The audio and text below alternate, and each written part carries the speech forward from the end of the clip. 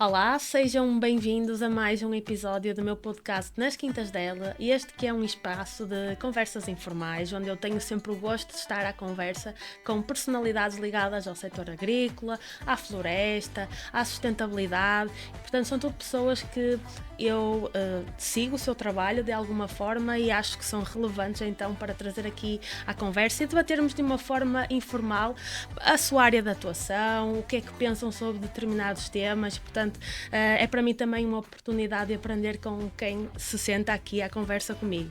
Eu hoje tenho aqui uma convidada muito especial que já tenho tido o gosto de seguir o seu trabalho já há vários tempos. Ela é a minha conterrânea, portanto, vivemos ambas em Vila de Conde. Ela também tem um projeto no digital que provavelmente muitos de vocês conhecem.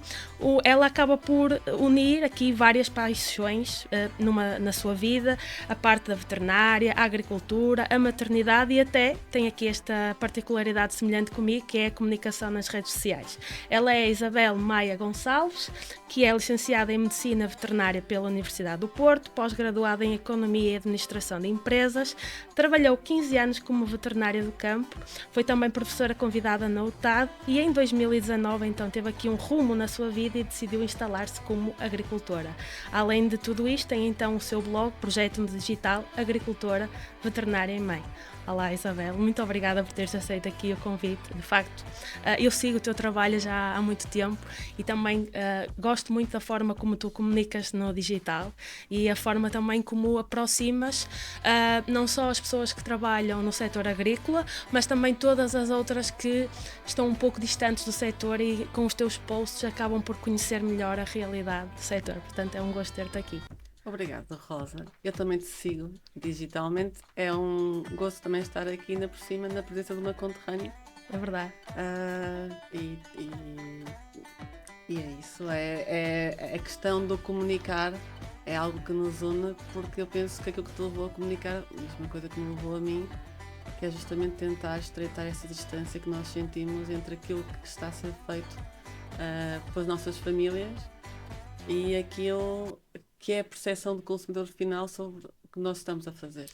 Tu mais na parte agronómica, Sim. eu mais na parte animal, mas o objetivo é o mesmo. Sim, eu embora os meus pais sejam também agricultores e foram durante muitos anos produtores de leite, eu sempre tive mais aptidão para a parte vegetal e sempre que eu tenho convidados que têm mais aptidão para a parte animal, eu gosto sempre, para mim é um desafio porque eu aprendo muito com eles e tu és a pessoa certa aqui para falarmos de vários desafios. Iremos falar certamente da comunicação, mas agora eu queria conhecer aqui um pouco mais o teu percurso até chegares à instalação como agricultora. Tu que és médica veterinária, diz-me, conta-nos aqui como é que tu decidiste optar por essa formação, o que é que te levou, sempre quiseste seguir essa área, seres filha de agricultores também acabou por, no fundo, levar-te a esse caminho. Foi um bocado isso, porque eu queria ser agricultora como a minha mãe. Durante o ensino primário, eu queria ser agricultora como a minha mãe. E quando eu fui para o quinto ano, as minhas notas melhoraram um bocadinho e eu decidi que se calhar o melhor era ser agrónoma como o meu pai. E quando passei para o décimo ano, o meu pai, pelas notas, percebeu que eu poderia, se calhar, ter o curso veterinário ao meu alcance e sugeriu-me porque é que não vais para a veterinária. E aquilo fez-me imediatamente todo sentido. Porque eu, quando era criança, não brincava com nenucos. Eu tive uma Barbie, brinquei com ela 24 horas por dia. Porque eu passava o tempo todo no meio dos animais lá em casa. E tinha uma grande, grande angústia, que era ter um animal doente e não saber o que lhe fazer. E o que eu pensei foi, bem, o curso de veterinária vai-me resolver esta angústia, este problema que eu tenho, porque eu fico autónoma para cuidar da melhor forma dos meus próprios animais. E a partir daquele momento, aquela ideia gravou-se em mim e nunca mais saiu. Eu fiz todo o secundário já orientada para entrar em veterinária, ainda com aquele sonho de um dia pode ser que eu tenha a minha própria quinta e que pegue na casa agrícola dos meus pais e então posso usar isto em proveito próprio, mas a minha ideia era, eu tiro o curso de veterinária, vou trabalhar por conta de outrem, vou aprender, vou ver o que é que se faz por aí, depois um dia, quem sabe, Então nunca equacionaste começar logo com a casa dos teus pais? Quiseste sempre ganhar experiência Sim, fora? Achas sim, que é sim. importante? Acho que é importante trabalhar por conta de outrem. Agora que estou ao contrário, como uma entidade patronal, acho que é uma experiência muito útil porque tu sabes como é estar dos dois lados. E não me passou pela cabeça. Eu, quando acabei o curso, meu pai perguntou-me se eu não queria fazer a parte do doutoramento. E eu disse: já chega de estudar, eu não quero estudar mais. Ok, queria fazer doutoramento, mas mais à frente. E eu precisava mesmo da parte prática de ir trabalhar. E eu queria era ver como é que outras pessoas cuidavam dos animais, fazer o estágio. Tive a oportunidade, felizmente, de fazer o estágio em diversos sítios para ver diversas realidades e era o meu objetivo, não era começar de imediato a trabalhar. Tinha medo que aquilo me fechasse um bocadinho sobre a minha realidade. Porque quando estás imersa numa realidade, habituas-te a pensar sempre dentro daquela realidade. E pode haver formas diferentes de fazer o mesmo. E certamente durante o teu trabalho como veterinária e todos os clientes que tu visitaste também acabaste por aprender muito com todos os casos que foste enfrentando e depois agora torna-se tudo Tu, mais fácil, tu não é? sabes, Rosa, eu acho que qualquer pessoa que acaba o ensino superior sabe, e que é assustador quando acabamos o ensino superior e para o mercado de trabalho. Eu digo sempre que eu saí do curso e apesar de... E o meu curso é na área da engenharia agronómica, também tenho formação na área do ambiente e cresci no meio rural, fazia Uhum. ordenha com os meus pais e eu saí de lá, do curso, a achar que não sabia nada. É assustador, Sim, porque de repente ensinaram-te o A e o U, ensinaram-te a juntar as letras, mas tu sais para o mercado de trabalho. E eu, quando dava aulas na UTAD, eu dava aos alunos finalistas e muitos confessavam-me isso: eu não estou preparado ou preparada para ir fazer uma consulta. Eu não me imagino à frente de um cliente sozinho.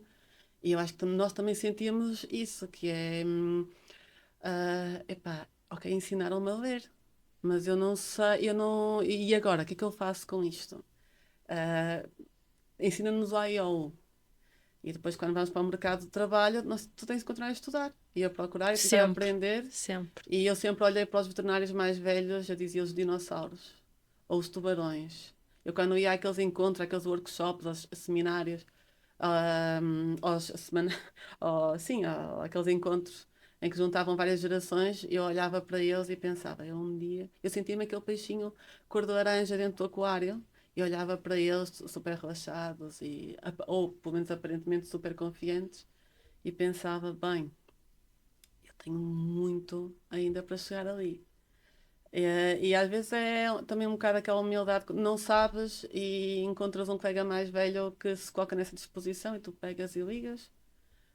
E ouves uma opinião da pessoa mais velha, ou dás uma cabeçada aqui, outra cabeçada acolá, E na tua vais opinião, aprendendo. o que é que faria sentido para os recém-licenciados se sentirem mais seguros quando entram no mercado de trabalho e não terem essas inseguranças todas de eu não sei nada, eu não estou preparado? Eu penso que a nível nacional, eu ainda não encontrei nenhum aluno que dissesse que sentiu que teve prática suficiente durante o curso. Nunca encontrei nenhum aluno que dissesse isso. A questão também é que oferecer essa prática no contexto curricular não é assim tão fácil para as faculdades. E é um grande desafio. Eu também já estive a receber alunos e a proporcionar essa prática.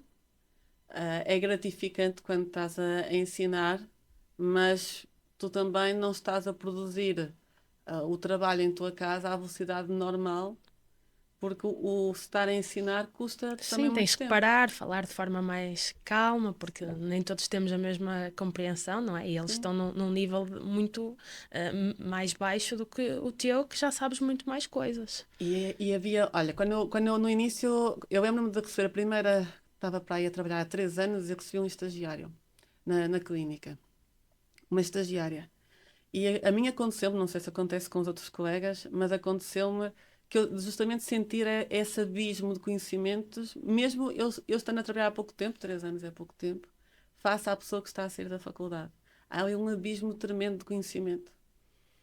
E é muito difícil, para mim naquela fase foi muito difícil segurar no meu ego. Eu fiquei a sentir-me espetacular.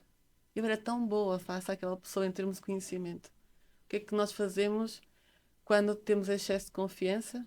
Erramos. É, sentimos-nos demasiado seguros. Eu comecei a trabalhar e eu fui trabalhar. Houve um professor na faculdade que me deu emprego na clínica dele e eu fiquei lá, acabei por ficar 12 anos. E eu lembro-me de umas palavras que ele me disse nos primeiros meses em que eu estava a trabalhar com ele. Chama-se Nuno Canada, e é presidente do INIAV hoje em dia. E é um dos meus, a nível nacional, é provavelmente o meu mentor, a pessoa que mais me influenciou. E ele disse-me isto: tu vais passar por 3 fases. Vais passar por uma fase em que vais errar. São erros por inexperiência. E esses erros vão doer-te muito, porque tu não queres errar. Tu não tiraste o curso para errar ou para causar dano ou para retardar um tratamento num animal. Esses erros são erros que doem. Mas passas por essa fase com a certeza que cada vez que errares aprendeste e pronto, e estás um bocadinho mais próximo, mais madura profissionalmente. Depois há uma segunda fase em que tu já sabes bastante, mas não sabes tanto como pensas que sabes. E vais ter muita dificuldade em encontrar o teu ego, porque vais achar que és melhor do que aquilo que tu és. E esses erros doem muito mais do que os outros, porque tu sabes o suficiente para não falhar, sabes o que tu sabes, e, hum, e mesmo assim tu vais falhar porque não conseguiste ter a humildade. Ok, eu ainda não completei o exame clínico, falta-me ver o ubro da vaca, ou falta-me ver a temperatura da vaca, e vais facilitar porque, claro. Estás ali a enfrentar aquele animal e já estás a ver o quadro todo e és tão boa. E são erros que doem imenso. E depois há a terceira fase, que é a fase onde eu gosto de achar que estou, que é uma fase em que tu conheces-te muito melhor profissionalmente. Quando apanhas um caso clínico em que tu não estás confiante, não tens problema nenhum em pegar num livro ou ir ao Google ou ir a procurar as referências bibliográficas para tentar contextualizar a abordagem àquele caso clínico, porque, ok, eu poucas vezes apanhei isto ou nenhuma, eu preciso de estudar este caso clínico. E não tens essa coisa de não controlar o ego, é muito mais fácil de eu controlar. Também não estás a tentar provar nada a ninguém, já és uma grande veterinária. Ahm, e é isso. Ele disse-me isso e eu lembrei-me muitas vezes disso e lembro-me, porque ah, é ali acho que eu passei por essas 3 fases, ou pelo menos eu gosto de acreditar que passei por as 3 fases e já sou na terceira. Mas foi um grande ensinamento que eu recebi desse. Continuar a ser um professor para mim, porque é bastante fidedigno. Como um veterinário de campo passa por essas E experiências. enquanto aluna, quando estavas a tirar o teu curso em Medicina Veterinária, o que é que foi que mais te marcou? Quais é que foram as unidades curriculares que mais te marcaram para o teu percurso atual? O que é que mais te fazia sentido? Porque, por exemplo, eu na altura, quando estava a tirar Engenharia Agronómica, eu gostava muito das cadeiras de solos e nutrição vegetal. No teu caso, o que é que mais te apaixonava a aprender? O curso de veterinária é extremamente. Tem muitas saídas profissionais. Eu, quando entrei, tal como muitos alunos que entram em veterinária, entramos com conhecimento da parte clínica. Vestir a batinha branca ou o fato de macaco e ser veterinário ou de grandes animais ou de pequenos animais. Mas aquilo tem imensas saídas. Houve áreas que me surpreenderam pela positiva, que eu não conhecia. Eu tinha muito receio de entrar no matadouro. E a primeira vez que entrei, foi logo no segundo ano, pedi para me mostrarem a linha de abate. Eu queria ver a linha de abate. Porque eu só conhecia o abate ao domicílio, de ver os meus avós a sacrificar animais para consumo próprio. E eu queria ver a diferença do abate no matadouro. E para mim foi algo tranquilizador. Foi ver que, ok, o processo não tem nada a ver. E os animais que vêm para aqui não vão sofrer o que eu vi no abate ao domicílio. E saber que tudo aquilo estava apoiado em ciência e que continua a ser melhorado após estes anos todos, com base no conhecimento que está a ser criado. Essa parte surpreendeu-me muito. A parte dos animais de produção sempre foi algo que naturalmente eu gostava, gostava de estudar, era a parte que me gostava menos. A parte dos animais de companhia Ah, a parte dos animais de companhia, não é que eu desgoste. Eu tenho um cão, tenho um gato, ah, divirto-me imenso com eles. Aliás, o meu cão é um ótimo É muito produtor. famoso na tua página. Sim, produtor de conteúdo digital, é um É, por ótimo.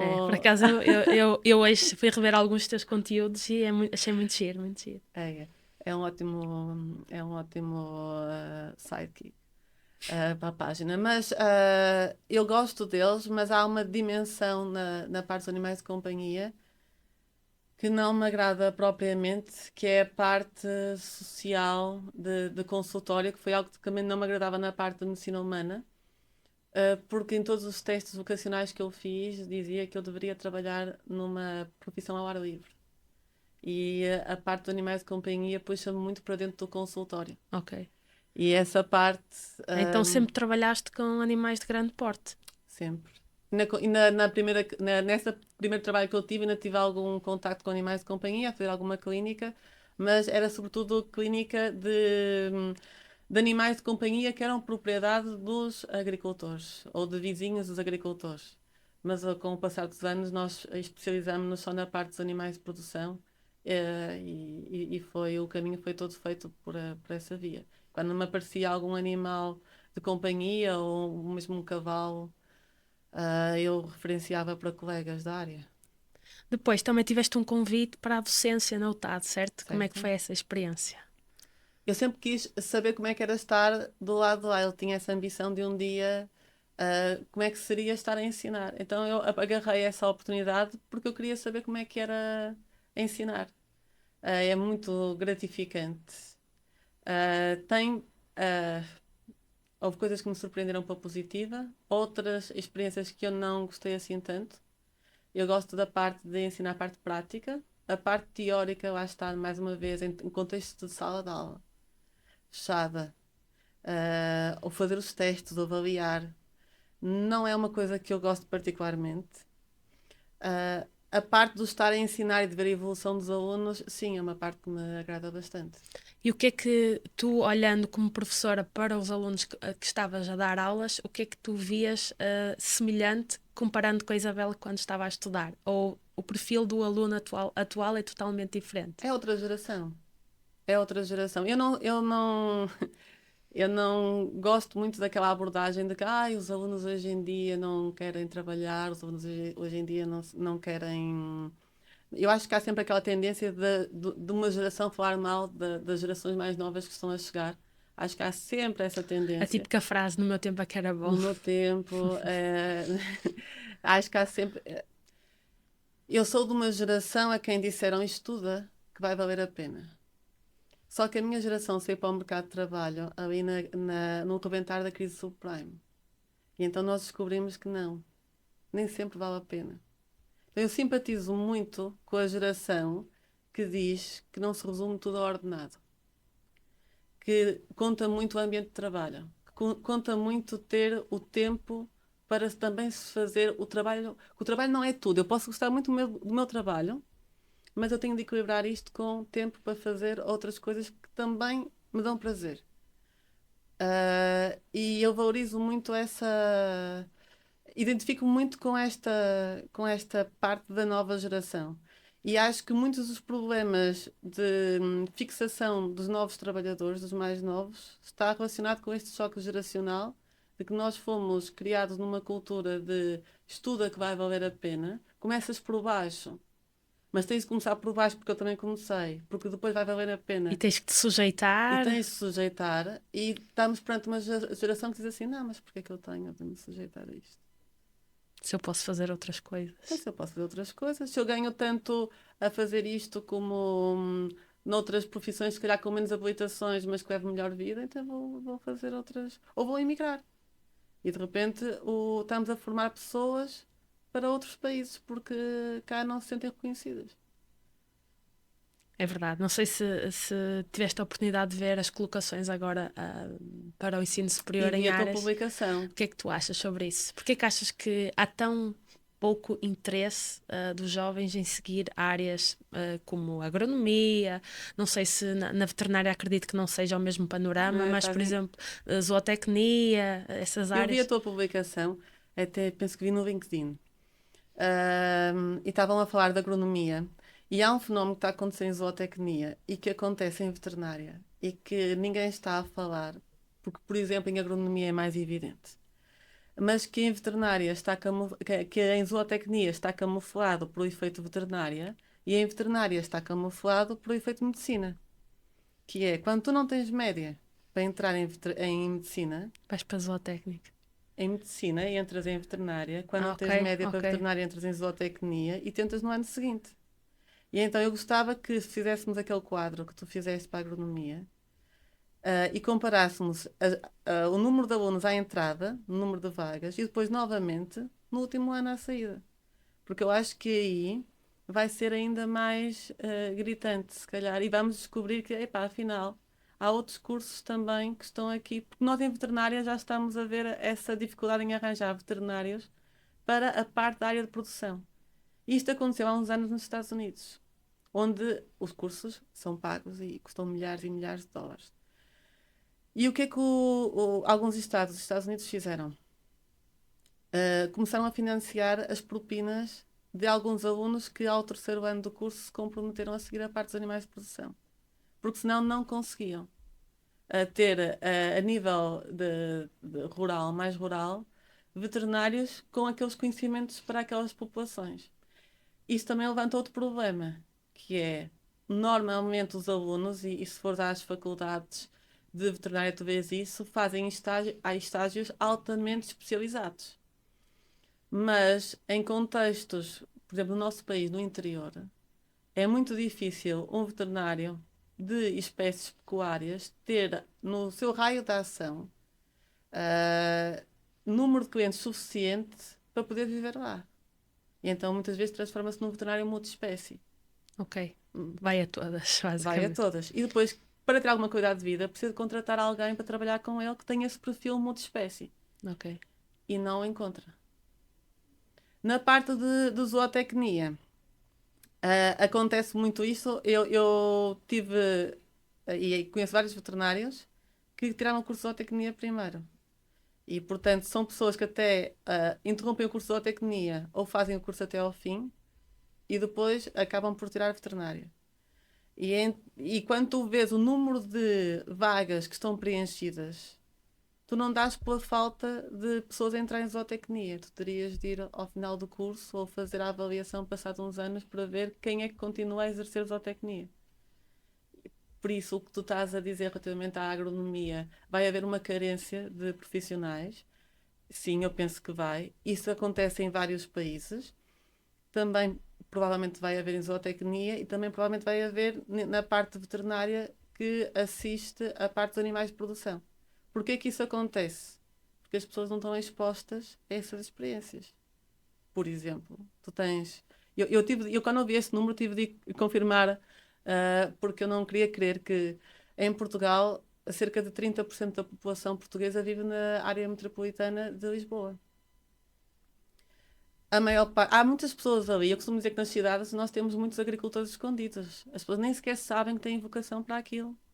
Depois alguns têm a sorte de poder comprar uma casa num ambiente mais afastado, menos citadino, e descobrem o prazer e como é terapêutico E mudam de vida. e mudam de vida. Mas há muita gente que há muitos anos, gerações atrás, houve aquele êxodo rural, e há muitas pessoas com vocação que nem sequer sabem que a têm. Como é que como é que essas pessoas descobrem essa vocação?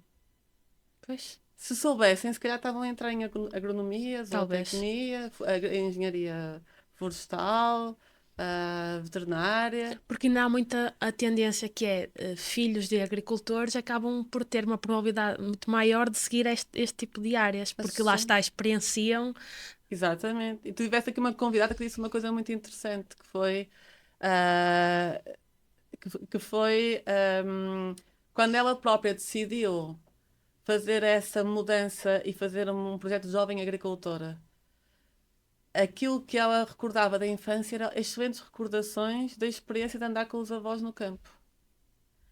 Mas se tu tens montes de miúdos nas escolas que nunca experienciaram isso, nunca lhes vai passar pela cabeça dar essa hipótese. Até porque agora o que nós vemos muito é que os avós, de antes nós tínhamos os avós por casa que ajudavam a criar, não é? Sim. E agora o que nós vemos é que os avós também têm que trabalhar, não estão reformados e portanto não podem Exatamente. acompanhar. Portanto é toda uma mudança geracional que vai acabar por afetar depois o futuro, não é? Por isso, respondendo ao que estavas a dizer, para mim o que está na gênese dessa falta de pessoas nestes cursos é as pessoas nem sequer sabem que têm vocação para lá estar e escolhem outras coisas. Talvez. Se calhar tem-se que partir agora, se calhar, de iniciativas no 12º ano, no 11º, que, no fundo, coloquem esses alunos em, sei lá, eu lembro que na Universidade do Porto há a Universidade Júnior, em que os alunos que estão na iminência de irem para a faculdade depois há uma série de dias em que vão a faculdades, por exemplo, na Universidade do Porto de Agronomia, que eles contactam com os alunos do curso para experienciarem também, quer em laboratório, quer em contexto de estufa, o que é ser agrónomo. Se calhar faz sentido apostar mais nessas. Mas também não vais conseguir fazer isso se um desses miúdos, jovens adultos, chegar a casa e disser estou a pensar em ir para este curso que está relacionado com a agricultura e os pais ou a família tiverem na cabeça a agricultura de 1950. Que é, ou Que era seja, quase uma agricultura de subsistência e pouco mais. sim, porque são as gerações a quem disseram só fica na agricultura quem é burro, quem não consegue fazer mais nada, não é? E depois Então, ainda há muito aquela ideia que o agricultor é aquele velhinho de bigode que não tem formação e tudo mais. E hoje em dia nós vemos que os agricultores são profissionais multifacetados e que têm que continuamente estar a ter formações e tudo mais. é obrigatório. Até. Sim? Mas vais ao Google e escreves agricultora, Portugal. E ainda continua a aparecer a senhora doente na cabeça, camisa de flanela. E então o estereótipo que existe por um motivo ainda continua na cabeça. Aliás, tu vais ver os humoristas a caracterizar. Quando um humorista quer caracterizar um agricultor, como é que ele aparece? Faces rosadas, o bonézinho na cabeça, a camisinha de flanela. Já com uma idade Já avançada. com uma idade avançada, não é? Não aparece o jovem agricultor que concorreu aos fundos do PDR. Aparece E que até monitoriza as suas culturas com uma aplicação no telemóvel, tem recolha os dados todos. Está a aparecer aquilo que as pessoas têm na cabeça que é, portanto, depois também há essa questão que é, tu como é que vais convencer jovens a vir para a agricultura se não há uma ideia de sofisticação associada às profissões que estão nesta área? Pelo contrário, não é? Ninguém quer ser gozado, ninguém quer ser visto como menos capaz ou menos sofisticado. Ninguém quer isto. Nós temos os nossos egos e os nossos egos também gostam de se sentir apreciados. Certo. Depois, em 2019, tu fizeste aqui uma mudança. Deixaste então de trabalhar por conta de outrem e passaste a trabalhar por conta própria. Porquê? Na verdade, em 2019, eu trabalhei por conta de outrem durante relativamente pouco tempo, porque eu depois tornei-me sócia da empresa. E nesse momento, em 2019, quando eu saí da empresa, portanto, estava como sócia, eu saio e transformo o meu plano B de ser agricultora no meu plano A e fico com o meu plano B de ser veterinária em segundo plano. Eu continuei a exercer e continuo, só que agora neste momento sou uma veterinária muito exclusiva, porque sou veterinária só das minhas vacas, praticamente. O que mais contribuiu para essa mudança foi a maternidade, porque eu saía de casa muitas vezes com a minha filha a dormir e voltava para a pôr a dormir. E de repente eu comecei a olhar para trás para a minha infância e comecei a ver que a minha mãe, como agricultora, me deu uma infância com mais qualidade. E mais presente. Mais presente do que eu estava a conseguir dar à minha filha com um curso superior. E pensei o que é que eu estou para aqui a fazer. Isso fez o clique na tua Que vida. raio de sucesso é isto? Isto é que é sucesso profissional? Se é isto sucesso profissional, se o sucesso profissional me custa o sucesso pessoal, então eu se calhar não quero continuar nesta vida. E vendi a minha empresa e apostei tudo no projeto de trazer o negócio de família para o século XXI e de construir a nossa quinta, digamos assim. E que desafios é que enfrentaste nessa implementação do teu projeto? A burocracia portuguesa, que nós queixámos-nos muito, mas é transversal. A nível europeu, se fores falar com outros jovens agricultores que fizeram os seus projetos de implementação, todos te vão dizer isso. Há um lado mau, que é sentirmos que estamos sempre a ser esses obstáculos todos, mais um papel aqui, mais um papel acolá. Há um lado bom, que é toda essa burocracia existe para garantir que não se cometam os erros do passado, em que os fundos europeus que serviam para apoiar a instalação de jovens ou para modernizar a agricultura iam seguir caminhos que não era suposto seguirem. E esse é o lado bom, que é, ok, hoje em dia quem está a fazer este investimento é muito difícil pegar no dinheiro que nos estão a dar para melhorar o setor agrícola e ir fazer outra coisa qualquer ilícita com ele, e a probabilidade de seres apanhado é muito alta, graças a essa burocracia toda. Mas depois paga o justo pelo pecador. Certo. E esse foi o maior obstáculo que eu encontrei em todo o processo. É muito moroso, é muito cansativo. E foi uma grande alegria quando eu acabei.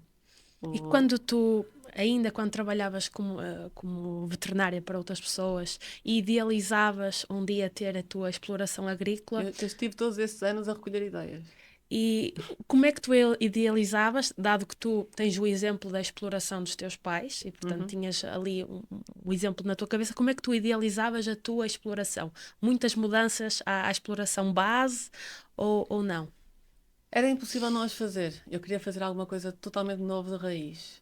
Porque aquilo que os meus pais estavam a fazer era usar instalações de 1950 ou 60 que herdaram dos meus avós. E eu queria ser a agricultora do século XXI, que usa a ciência, a tecnologia, e portanto eu não me podia agarrar àquelas instalações, porque era um entrave muito grande. Eu teria de levantar tudo de raiz, o que comportava também um risco financeiro considerável. Daí que era muito importante também conhecer muito bem os números do negócio, saber, para não dar um passo maior do que a perna, saber até que ponto é que eu queria correr esse risco financeiro, para não me endividar em demasia. Por isso eu não podia aproveitar nada daquilo que estava feito pelos meus pais, a não ser o conhecimento que tinha herdado e os animais. E tudo o mais eu tinha de partir do zero. E como é que fazia isso? Foi a recolher ideias, a ouvir isto, a ouvir aquela opinião, a aprender também com os erros dos outros e a tentar pôr o dinheiro no sítio certo depois no projeto para me conseguir alavancar e arrancar. E quando tu efetivamente tiveste a tua exploração no ativo e estavas efetivamente a trabalhar, já estava tudo em funcionamento, o que é que tu sentiste mais dificuldade? Ou aquilo que aconteceu que tu não estavas à espera que acontecesse, que não estavas a prever? Aconteceu assim alguma coisa? Ou tudo estava dentro, foi tão bem planeado que tudo aconteceu? Não, isso nunca está. E se fosse agora a construir, a fazer construção, por exemplo, já mudava algumas coisas. Não, a maior diferença que eu notei é que a partir do momento em que estás na posição do agricultor bem, eu tenho as duas posições. Eu, durante anos fui a consultora que dizia aos meus clientes o que deviam fazer e de repente eu estou do outro lado a tentar aplicar, a pôr na prática aquilo que eu disse aos outros para fazerem. E a maior descoberta é que quando um cliente me dizia sim doutora, mas eu não tenho tempo. Eu sei que tenho de fazer isso, mas eu ainda não tive tempo. E eu pensava, meu Deus, eu estou a dizer isto há meses, como é que esta pessoa ainda não teve tempo? Não teve tempo. Porque são tantas coisas. E nas bacarias familiares, para otimizar os custos fixos, não estão tão diluídos como nas maiores. Então as pessoas são muito multifacetadas, tentam fazer muita coisa. E isso vai fazer com que fiquem muitas vezes imersos em questões operacionais e depois adiem decisões que teriam um grande impacto no futuro do negócio, mas que não têm tempo de pensar nessas decisões porque estão imersas em questões operacionais. E isso é algo que eu só tenho perfeita noção quando já estou no negócio, em que tenho de realmente. Há coisas que eu estou a adiar, que eu sei que já deviam estar feitas, e estou a repetir e a dizer a mim própria aquilo que eu ouvi alguns clientes a dizerem-me a mim. Isso foi a maior descoberta. E também depois descobri que houve alguns ahm, diagnósticos de doenças que eu, se tivesse passado pela experiência de ser agricultora, teria chegado lá mais rápido. Eu uma vez convidaram-me para fazer uma palestra num encontro a médicos veterinários e eu fiz uma palestra de 15 minutos, todas com base nisto. Aquilo que eu gostava de saber quando era veterinária de campo, que eu sei hoje, depois de estar na posição de agricultora, e que me teriam ajudado imenso como veterinária. O que é que mais faria diferença? Por exemplo, a cuidar dos vitelos. A medicina, aí também a parte da veterinária, a parte da maternidade, o cuidar do recém-nascido, o seres mãe e lidar com os pediatras dos teus filhos. Vais aprendendo com os outros, apesar de ser outra espécie, tu vais aprendendo e vais repensando coisas que estás a fazer. Erros que tu viste a serem feitos, conselhos que tu deste, ok? Havia coisas que podiam ter sido não é que tivessem erradas, mas podiam ter sido feitas de melhor forma. Por exemplo, tratas o animal e recomendar ao produtor, ok, não vai tentar alimentá-lo agora, vai tentar alimentá-lo daqui a 1 hora. Porque daqui a 1 hora o analgésico e o anti-inflamatório vão estar em ação e ele agora não está a comer, mas daqui a 1 hora vai estar, em vez de vir alimentá-lo ao final do dia. São pormenorzinhos que depois têm um impacto brutal na questão da sobrevivência e que por força de estar sempre a correr e não pensas naqueles pequenos detalhes que depois fazem muita diferença em termos de cuidado animal. E sendo tu veterinária e agora também agricultora aqui no ramo do setor leiteiro, qual é que achas, na tua opinião, que são os maiores desafios que qualquer produtor que atua então neste setor leiteiro enfrenta atualmente? Os maiores. Podias repetir a pergunta? Sendo tu agora trabalhando na área do setor leiteiro, não é? Sendo tu agricultora, tendo vacas em produção, quais é que consideras que atualmente os produtores de leite enfrentam mais desafios? Em que áreas? Mão de obra. Gerir mão de obra. Acho que, de um modo geral, as pessoas são melhores a gerir o maneio dos seus animais do que a mão de obra que têm para cuidar dos animais. E neste momento nós estamos perante uma situação em que temos uma escassez brutal de mão de obra. Precisamos de mão de obra estrangeira. Precisamos da mão de obra destes imigrantes que estão a chegar. Trabalhar com animais não é uma mão de obra muito específica. Tu podes contratar pessoas que não são especializadas, mas tens de ensinar a cuidar. Não é uma pessoa sem paciência para tratar de um animal. Não está no sítio correto se tiver. E essa aprendizagem demora tempo, não é? Demora tempo, tu tens de aprender a selecionar as pessoas certas para os sítios certos. Perceber, às vezes um trabalhador pode ser, por exemplo, pode não estar bem no vitileiro a cuidar dos animais, mas pode ser uma ótima pessoa para estar a fazer um trabalho de limpeza ou até de ordenha ou no campo e perceber onde é que é o ponto local para cada pessoa e aprender a gerir pessoas. Porque Complexo. é muito complexo. Em empresas familiares, a pessoa pode ter um dia mau e dizer às vezes coisas que não devia dizer, e no final do dia, se calhar, o sangue fala mais alto e as pessoas desculpam-se umas às outras. Mas quando tens mão de obra que não está ligada a ti, mesmo às vezes as pessoas sendo da família zangam-se, mas são muitas horas a trabalharem juntos, às vezes em época de colheitas, sementeiras, com níveis de stress consideráveis, porque há muita coisa para fazer em pouco tempo. E penso que nem sempre as pessoas precisam de formação para saber como lidar com este tipo de trabalhadores. Para saber como lidar também com as suas expectativas. Às vezes as pessoas acham que são melhores líderes do que aquilo que são, ou não sabem mandar. E precisam de orientação. Precisam de orientação. Portanto, temos de dar formação a quem é empregado, mas quem está a empregar também precisa de formação. E acho que muitas vezes estamos mais focados em apontar o dedo e dizer a estas pessoas não querem trabalhar, ou estas pessoas isto, ou estas pessoas aquilo. E nós é que também não sabemos conduzir o trabalho e a mão de obra da forma mais eficaz. Depois, também surgiu aqui, tiveste aqui uma vontade de criar então um projeto de comunicação em que partilhas então o teu dia-a-dia, particularidades do setor, com um público que acredito que seja maioritariamente do setor, ou também tens público de fora? O que é que tu experiencias dos comentários que vais tendo relativamente aos teus posts? Achas que é tudo pessoal do setor ou que há muita gente de fora que tem curiosidade em perceber como é que é o dia-a-dia de um agricultor? A página foi criada para quem não é agricultor, mas eu tenho muitos agricultores que seguem a página, assim dá para ver, e às vezes respondem e comentam publicações que eu faço, e eu fico contente, porque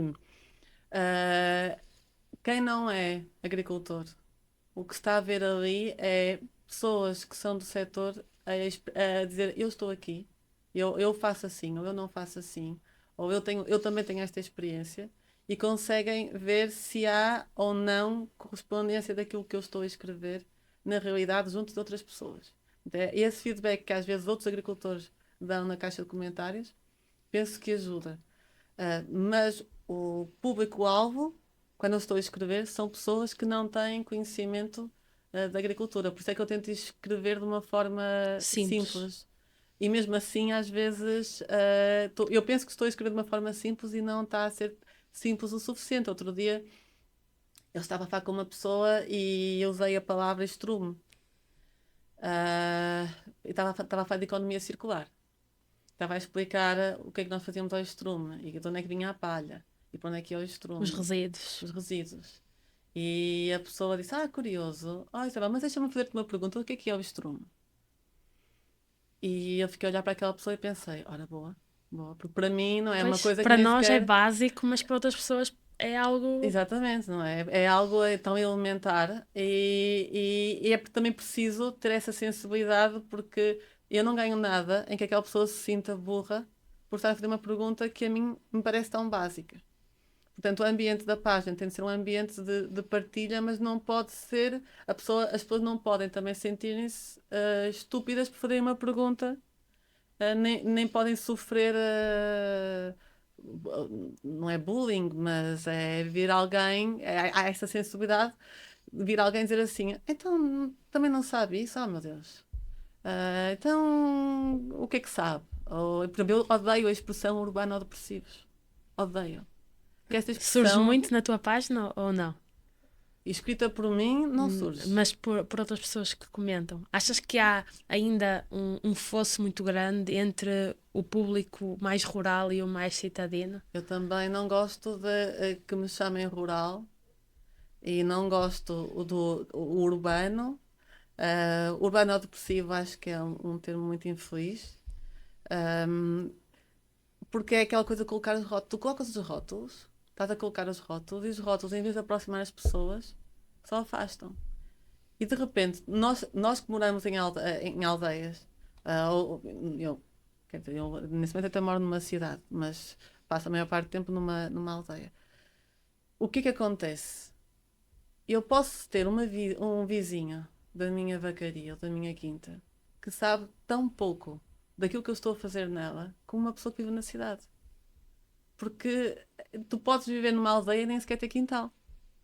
Então, o que é que isto quer dizer do urbano? Não quer dizer nada. Nada, nada. Absolutamente nada.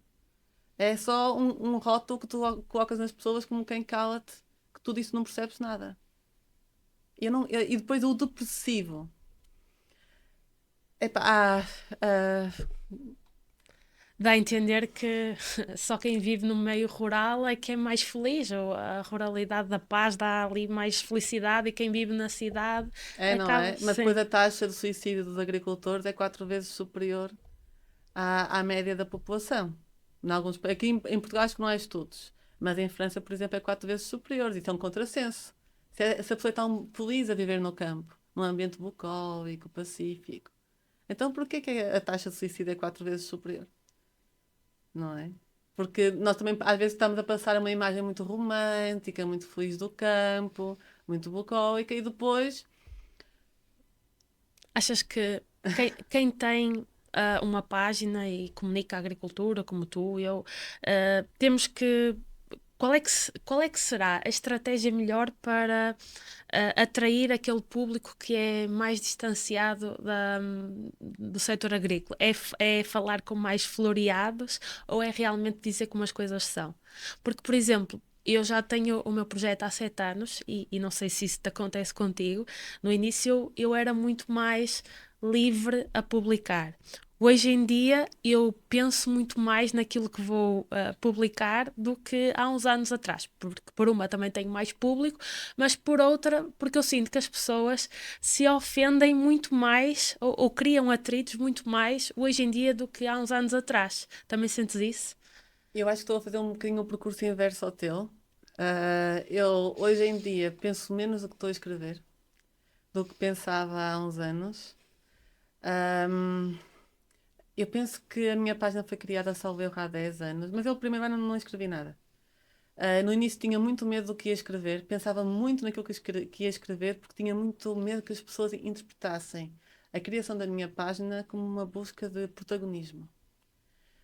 E que não era de todo. Eu só queria tentar contar o outro lado da história, não é? Se há alguém que está a falar mal do meu trabalho e eu digo isto é mentira, e eu quero que as pessoas saibam que aquilo é mentira, eu também tenho de me expor até certo ponto e mostrar porque é que aquilo é mentira. E eu comecei nas caixas de comentários e aquilo não dava certo.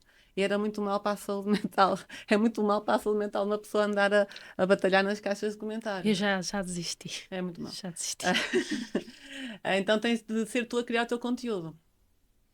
O ter a imagem na foto do perfil, quando estás a comunicar, é essencial, porque as pessoas não comunicam muito bem com logotipos, comunicam melhores com as caras das pessoas. Então, eu vi isso a ser aconselhado por páginas que estavam a ser recomendadas por bloggers americanos e canadianos.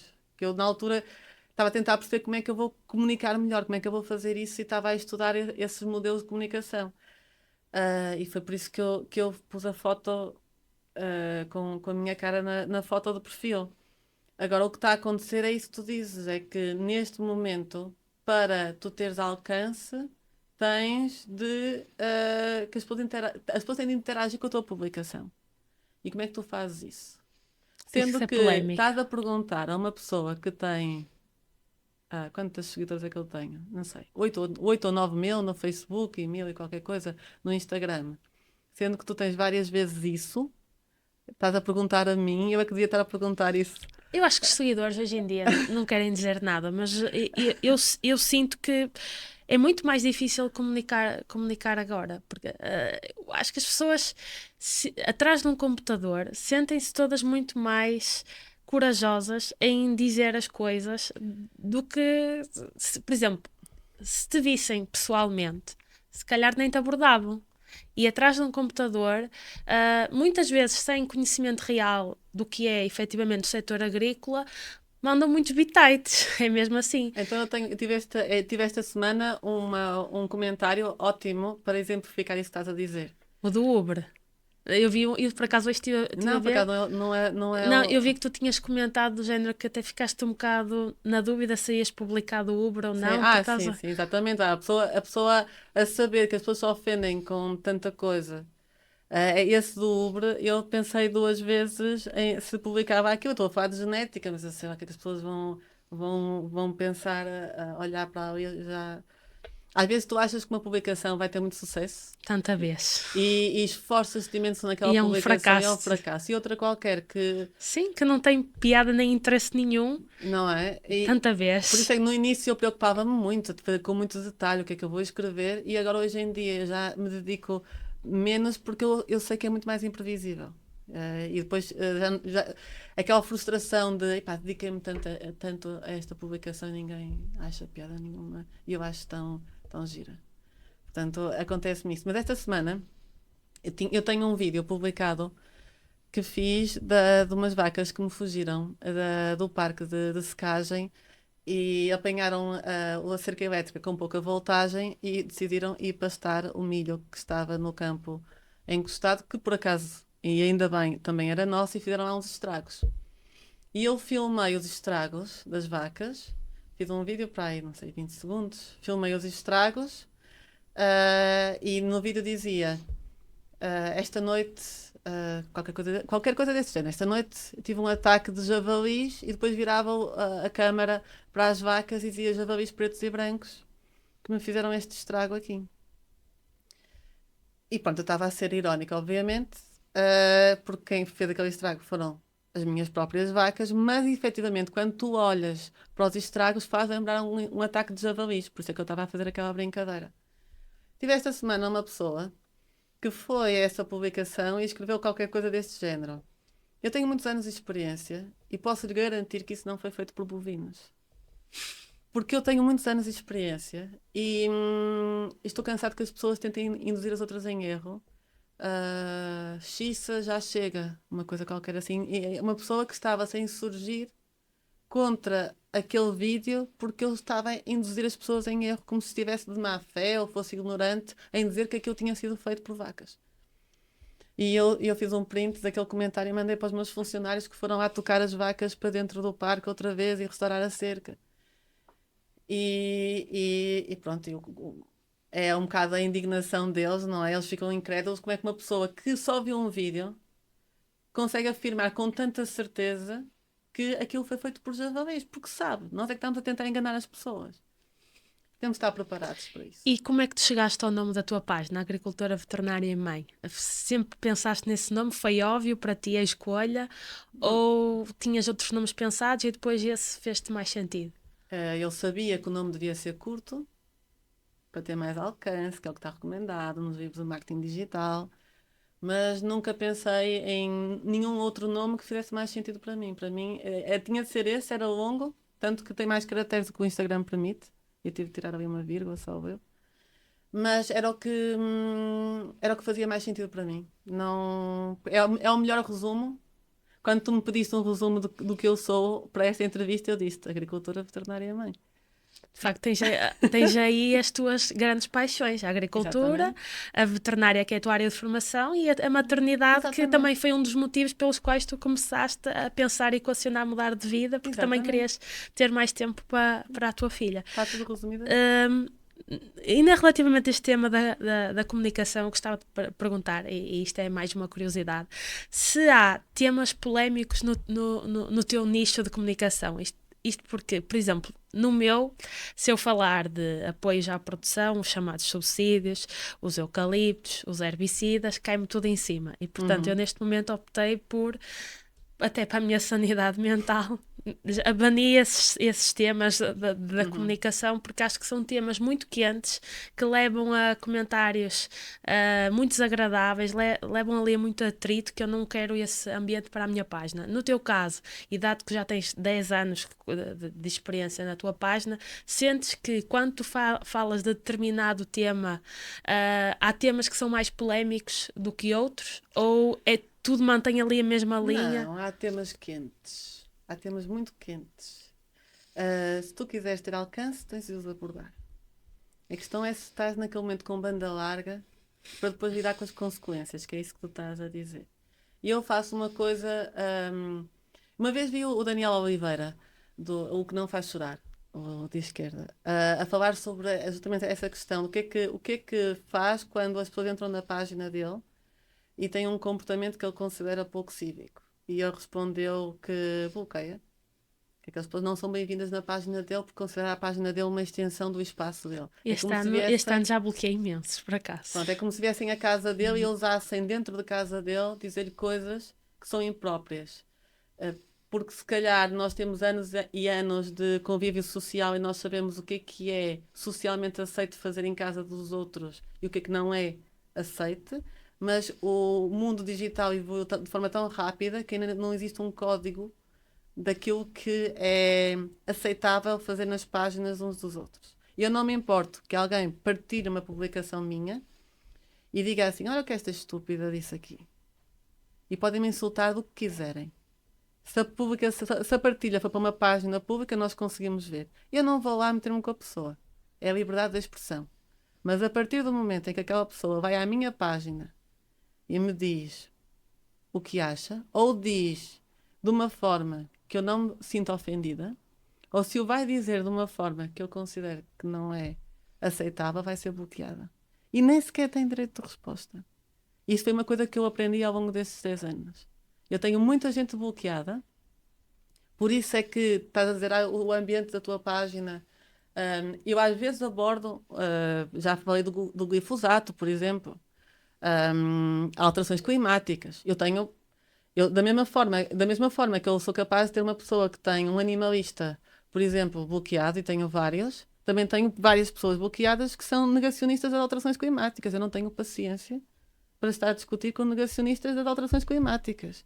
Nem, como também não tenho paciência para discutir com criacionistas.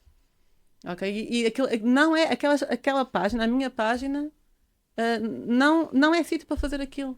E se eu quero salvaguardar ali um ambiente construtivo de partilha de experiências, eu não posso permitir esse tipo de poluição do ambiente da minha página, porque depois vou afastar aquilo que estávamos a falar há momentos. Uma pessoa que não saiba algo elementar não se vai sentir à vontade para dizer: olha, Isabel, olha, explica lá isso aí. Eu gostava que falasses desse tema. Ou às vezes as pessoas mandam mensagens privadas justamente porque não querem dizer nas caixas de comentários. Mas eu não posso permitir que o ambiente se degrade. Portanto, a única forma de o fazer é bloqueando. Não é uma perda, como diz o Daniel Oliveira. Eu não estou a restringir a liberdade de expressão de ninguém. Eu só estou a dizer, na minha página, não. Como eu digo, como dizemos socialmente, na minha casa, não. Por isso, é isso que eu faço. E achas que se comunica mal o setor ou não? Estás-te a rir porque sabes perfeitamente que a resposta é sim, comunica-se mal o setor. O agricultor, quando aparece na televisão, aparece a fazer o quê? Vamos meter quem quiser seguir este desafio, vai ao YouTube e procura o agricultor indignado A queixar-se. do Raminhos. E vai encontrar o estereótipo do agricultor. Se está sol é porque está sol, se está a chuva é porque está a chuva, se está a vento é porque está a vento. Nós, durante muitos anos, só aparecemos nas notícias para pedir ou para nos queixarmos. Ou para pedir e nos queixarmos. Ou queixarmos e pedir ajudas. Por isso, já não há pachorra. Como consumidor, houve um agricultor na televisão, ou houve que vem aí uma entrevista a um agricultor e já está a contar que vá haver um pedido ou uma queixa. Não quer dizer que sejam infundados, na maior parte das vezes não são. Mas nós não sabemos aparecer por mais nada. Agora já se começam a aparecer alguns programas a mostrar a inovação e a tecnologia. Mas durante muitos anos, nos telejornais, por exemplo, só se aparecia por esses motivos. Por isso está criado o estereótipo. Estamos quase a terminar, mas eu tenho sempre aqui uma parte que é o preferias, que basicamente eu dou-te duas opções e tu escolhes. Não precisas justificar, é só aqui um momento mais leve e divertido. Preferias passar um dia inteiro a dar assistência como veterinária de campo ou um dia inteiro na ordenha? Preferia um dia inteiro como veterinária de campo porque é mais divertido. E a ordenha é uma tarefa que eu gosto de acompanhar. Neste momento, por causa de um acidente que eu tive, eu preciso de ajuda. É um trabalho muito importante e de concentração, mas não para um dia inteiro. Ok. Preferias dar uma palestra para 200 alunos ou responder a 200 comentários nas redes sociais? Ai, 200 alunos à vontade, 1000 vezes. E cada um podia fazer uma pergunta, 1000 vezes. Preferias viver sem café ou sem laticínios? Sem café. E eu sou Até porque para dormir. Ok, e eu sou muito viciada em café. E, portanto, eu, apesar de gostar muito de laticínios, eu não podia viver sem café. Preferias ter sempre vacas dóceis, mas pouca produção, ou vacas super produtivas, mas difíceis de lidar? Não, não precisas de escolher entre uma e outra, porque podes escolher um meio termo. E o único ser com autorização para ter malfeitio lá na nossa quinta sou eu. Ok. Preferias ter tempo livre todos os fins de semana, mas menos rendimento, ou rendimento alto e quase sem tempo para ti? Respondo como uma pessoa que já passou por um burnout. Isso nem sequer devia ser uma escolha. Devia ser uma prioridade para toda a gente e os agricultores precisam de ter férias, precisam ter tempo às suas famílias para serem bons agricultores. Por último, preferias comunicar só no blog em texto ou só em vídeo nas redes sociais? Se tivesses que optar um formato de comunicação, só em texto ou só em vídeo? Só em texto, porque a minha dicção é péssima. Ah, não é nada. Não, eu não consigo dizer os L's. Agora, para terminar, eu vou-te só dar aqui uma frase que se costuma dizer muito, e eu quero que digas se é mito ou verdade e justifiques muito rapidamente.